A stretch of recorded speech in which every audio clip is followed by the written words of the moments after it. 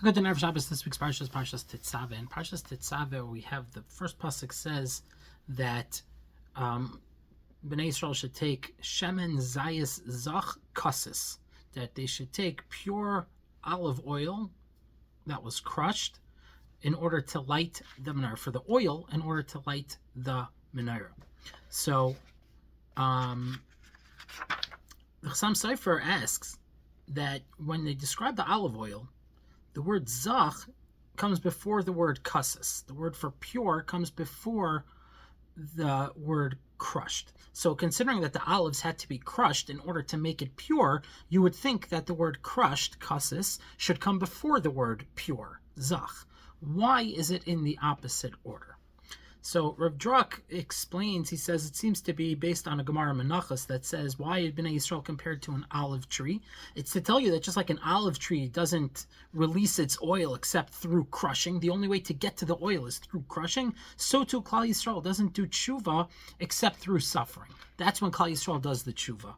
There's the Medrash expounds on this a little bit, and the Medrash says that Bnei Yisrael have an enormous hidden power deep inside them that becomes revealed when they get crushed. Just like an olive yields its pure oil only when it's squeezed, the Jewish people also, they emit their light and they reveal that power only through suffering. We see this in the Purim story also, with Purim coming up this week, next week in Meretz Hashem, that the Gemara Megillah says that the pasuk Vayasar HaMelech Es Tabatai, when the king removed his ring, that was more powerful to the Jewish people than the 48 Nevi'im and the 7 Nevi'os who prophesied, because all of those Nevi'im and Nevi'os were not able to get Bnei Yisrael to do Teshuvah. But when Achashverosh removed his ring, then all of a sudden everybody did Teshuvah. So this idea is also alluded to in the placement of the word kasis before the word zach. At their core, Rav Drak says, Bnei Yisrael are pure, but they need to be pressed and squeezed in order for the light hidden inside of them to emerge. I would say a little bit different than Rav Drak.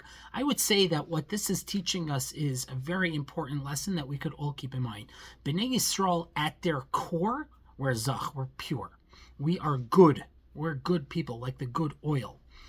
Secondary to that is kasis. Sometimes we get crushed. And I don't think it just means Klal Yisrael as a people. It's each individual person. In life, sometimes you get crushed. Don't let that crushing thing that happened to you define you. Remember, you're pure inside. You're good.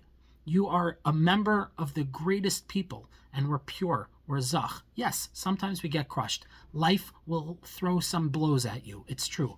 But always remember, inside, we're pure. You're good. You have what it takes inside of you to get through those crushing moments. Have a wonderful Shabbos.